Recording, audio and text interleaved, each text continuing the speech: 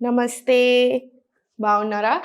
నేను Sahithi, internationally certified yoga trainer and nutritionist. నేను తొందరలో క్లాసెస్ స్టార్ట్ చేస్తున్నాను. ఇంట్రెస్ట్ ఉన్నట్టయితే కింద చూపిస్తున్న నెంబర్స్‌కి మెసేజ్ లేదా కాల్ చేయొచ్చు. ఇన్‌స్టాగ్రామ్‌లో ఫాలో చేయండి. అక్కడ మెసేజ్ కూడా చేయొచ్చు. సో, టాపిక్ వచ్చేసి డైజెషన్. డైజెషన్ అనేది చాలా చాలా ఇంపార్టెంట్. ఇప్పటికి నేను మీకు చాలా సార్లు చెప్పాను కదా!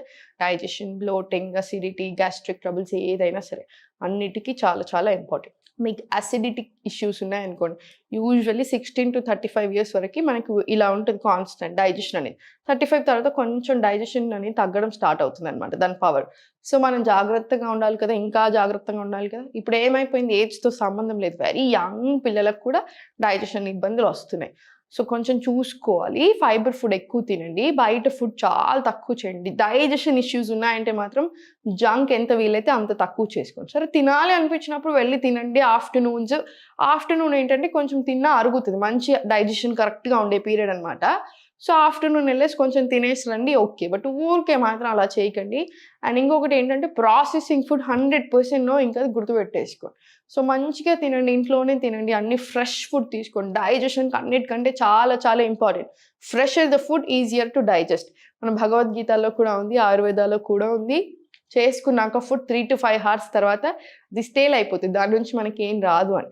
సో, స్టోర్ చేసుకొని పెట్టుకోవడాలు, ఫ్రిడ్జ్‌లో 1 వీక్ స్టోర్ చేసుకొని వీక్ అంతటికి నేను హెల్తీ తింటున్నాను అనుకుంటున్నారు. అలా ఉండదు. చెప్పాను కదా మళ్ళీ fresher the food easier to digest. మనం ఏం తింటున్నామో అదే అదే మన ఆలోచనలు. ఎప్పుడు గుర్తుపెట్టేసుకోండి. స్ట్రెస్ ఉన్నా కూడా డైజెషన్ ప్రాబ్లమ్స్ వస్తాయి.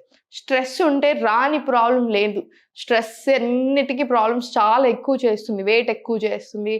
రకరకాల హార్మోనల్ ఇష్యూస్ తీసుకొస్తుంది. డైజెషన్ ప్రాబ్లమ్స్ తీసుకొస్తుంది. డైజెషన్ ప్రాబ్లమ్స్ వస్తే ఆటోమేటికల్లీ గట్ హెల్త్ ఖరాబ్ అయిన కొద్దీ ఇంకా వందల ప్రాబ్లమ్స్ వస్తాయి. స్ట్రెస్ కంపల్సరీ తక్కువ చేసుకోండి. ఇంకా మీరు yoga one of the greatest options, God gift అని చెప్పొచ్చు. సో, యోగా చేసుకుంటే స్ట్రెస్ తక్కువైతది మనందరికీ తెలుసు. సో, తక్కువ చేసుకోండి, ప్రాపర్ చేసుకోండి. ఇలాంటి చిన్న చిన్నవి ఫాలో చేయండి. అసిడిటీ ఉంది. అసిడిటీ ఉన్నప్పుడు ఏం చేస్తారు? తినే హాఫ్ అన్ అవర్ కంటే ముందు పొట్ట మీద పడుకోండి. నీట్‌గా ఒకసారి కాసేపు ఇలా పొట్ట మీద ఇలా పడుకొని తర్వాత మీరు తినొచ్చు. తినేటప్పుడు వేడిగా తినండి. సుఖాసనాల్లో కూర్చొని తినండి. తిన్న వెంటనే వజ్రాసన. తిన్నాక హాఫ్ అన్ అవర్ వరకి బాడీ అనేది ఎక్కువ మూవ్ చేయకూడదు. హాఫ్ అన్ అవర్ తర్వాత ఒక 5 మినిట్స్ వజ్రాసన్ లేదా 5 మినిట్స్ సుఖాసన్, 10 మినిట్స్ అలా మీరు ఇంక్లూడ్ చేసుకోవచ్చు. 5-20 మినిట్స్ వరకు మీకు కూర్చోగలిగితే 20 మినిట్స్ అయినా కూర్చోవచ్చు.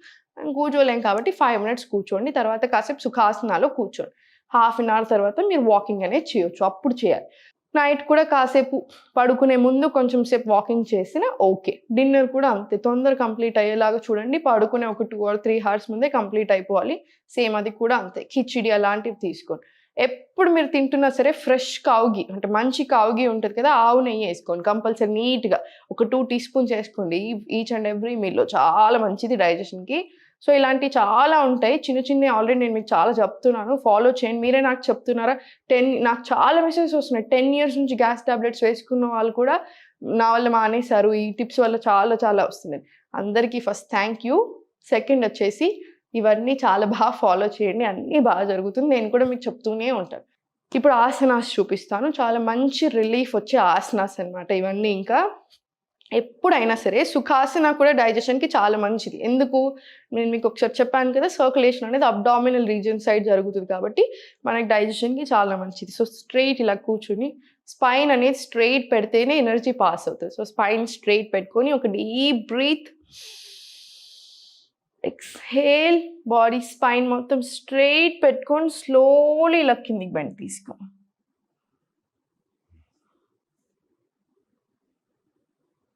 స్లోలీ మళ్ళీ పైకి. సేమ్ ఇంక ఇదే ఒక 5-10 టైమ్స్ రిపీట్ చేసుకోండి. Inhale. Exhale slowly forward.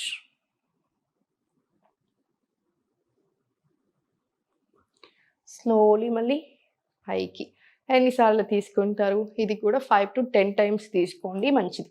Slowly 2 కాళ్ళు స్ట్రెయిట్ చేసుకొని ఒక పిడికిల్లాగా పెట్టేసుకొని ఇలా 1, 2, 3 పొట్ట మీద నీట్‌గా ప్రెషర్ పడనివ్వండి. 4, 5, 6, 7, 8 ఇలా 9, 10 ఇంకొక 10 టైమ్స్ తీసుకోండి. 11, 20 టైమ్స్ మినిమం తీసుకోండి, చాలా మంచిది ఇది. సో స్లోగా రైట్ లెగ్ ఇక్కడ పెట్టేసుకొని లెఫ్ట్ ఇలా తీసుకొని ఇక్కడ నుంచి పట్టుకొని స్పైనల్ ట్విస్ట్ తీసుకోండి, స్లోలీ బ్యాక్. మళ్ళీ ఒకసారి inhale forward, exhale slowly back, slowly మళ్ళీ సెంటర్. ఇది కూడా 5 to 10 రౌండ్స్ తీసుకోండి. స్లోలీ మళ్ళీ కాల్ స్ట్రైట్ చేసుకొని ఇప్పుడు ఇటు సైడ్ కూడా 10 రౌండ్స్. ఇటు సైడ్ లెగ్ తీసుకొని ఇది కింద పెట్టేసుకొని ఇక్కడ నుంచి ఇది ఫోల్డ్ తీసుకొని బ్యాక్. ఇన్హేల్, ఎక్స్హేల్ వెనకాలి, slowly centre, inhale centre, exhale back. మీరు ఇక్కడ తీసుకుంటున్నారు చూసారా, పొట్ట మీద చాలా మంచి ప్రెషర్ పడుతుంది. సో చాలా చాలా మంచిది అది కూడా డైజెషన్కి. సో ప్రాపర్ తీసుకోండి. స్లోలీ ఇక్కడ నుంచి భుజంగాసన వచ్చేసింది. ఫుల్ భుజంగా ఒక 5 రౌండ్స్, ఈ భుజంగాసన ఒక 5 రౌండ్స్ తీసుకోండి. నెక్ డౌన్, ఇన్హేల్, ఎక్స్హేల్ పైకి, slowly repeat. Neck down, inhale, exhale slowly up. ఇది ఒక 5 to 10 రౌండ్స్ తీసుకున్న తర్వాత స్లోలీ ఇవే చేతులు స్లోలీ ఇక్కడ పెట్టుకొని స్లోలీ 1 2 3 4 5 6 ఇలా 7, ఇది ఒక 10 రౌండ్స్ తీసుకోండి మినిమం. స్లోలీ రిలాక్స్ తీసుకోండి. రిలాక్స్ అయ్యి స్లోలీ సైడ్కి వచ్చేసి ఫార్వర్డ్ వచ్చేసాయి. ఇలా స్లోలీ ఫార్వర్డ్ వచ్చిన తర్వాత స్లోలీ పైకి, పొట్ట మీద నీట్గా బాగా ప్రెషర్ పడనివ్వండి. ఇక్కడ స్లోలీ రిలీజ్. ఇన్హేల్, ఎక్స్హేల్ దగ్గరికి స్లోలీ పవర్ ముక్తాసన వచ్చేసాయి. ఇన్హేల్,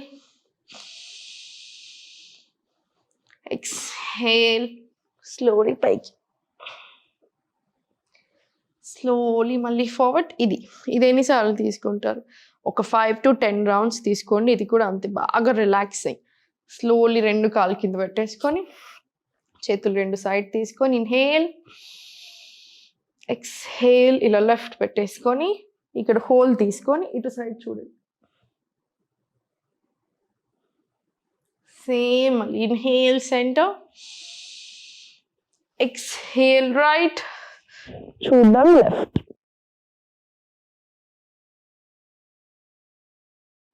స్లోలీ మళ్ళీ సెంటర్.